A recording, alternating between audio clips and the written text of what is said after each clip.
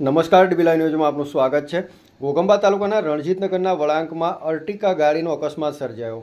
વડોદરા પોતાના કામ અર્થે ગયેલા મોલ ગામના ગોપાલભાઈ છગનભાઈ રાઠવા પોતાની અર્ટિકા ગાડી લઈ અને વડોદરા તરફ જવા નીકળ્યા હતા, ત્યારે રણજીતનગર આગળ વળાંકમાં એક મોટરસાઇકલ ચાલકને બચાવવા જતાં અકસ્માત સર્જાયો હતો અને તેઓની ફોર વ્હીલ ગાડી એ રોડની સાઈડમાં ઉતરી ગઈ હતી અને ગાડી પલટી ખાઈ ગઈ હતી।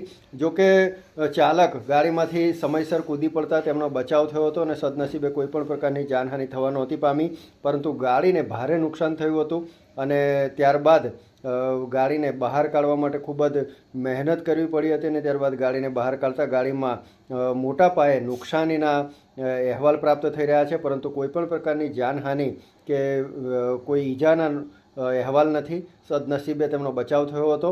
એક મોટરસાઇકલને બચાવવા જતાં આ ફોર વ્હીલ ચાલક એની ગાડી રોડની સાઈડમાં ઉતરી ગઈ અને પલટી ખાઈ જતાં આ ઘટના બની હતી। નિલેશ સોલંકી સાથે ડીબી લાઈવ ન્યૂઝ, ઘોગંબા।